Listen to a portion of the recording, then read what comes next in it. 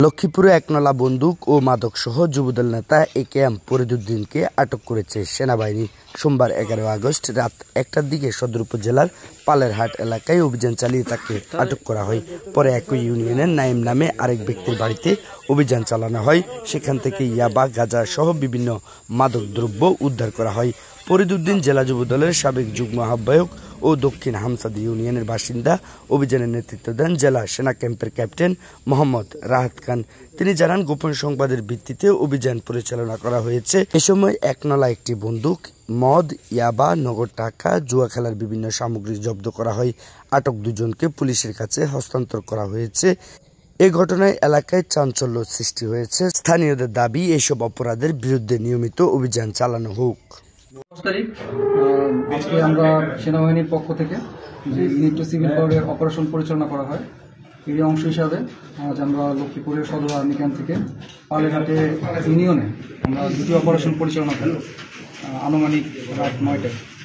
এই অপারেশনের মাধ্যমে আমরা দুটি বাড়ি থেকে একটি বাড়িতে অস্ত্র উদ্ধার করি এবং আরেকটি বাড়ি থেকে আমরা সিসিটিভি, তারপর বিভিন্ন ধরনের মাদকদ্রব্য যেমন মদ, গাঁজা, ইয়াবা সহ বিভিন্ন ধরনের নেশাজাতীয় দ্রব্য আটক করি।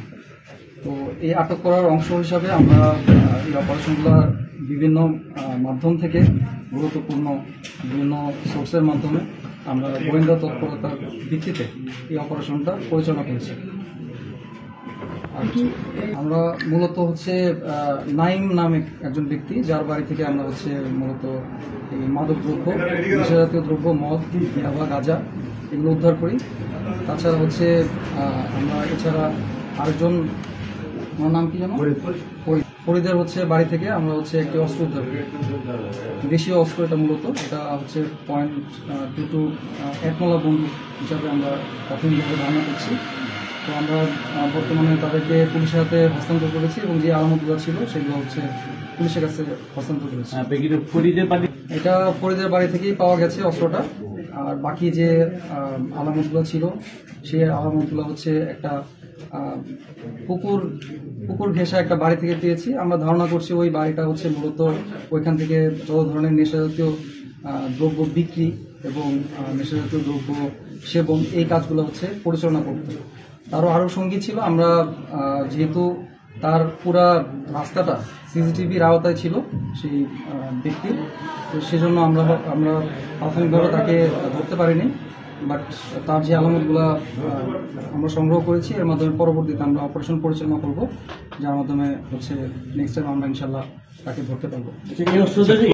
এটা গোয়েন্দা, আমাদের কিছু সোর্স আছে, সোর্সদের মাধ্যমে আমরা এটা নিশ্চিত হয়েছি যে এটা তারই অস্ত্র এবং তার বাড়ির থেকেই পাওয়া গেছে অস্ত্র। সাথে কি কোনো নগদ টাকা?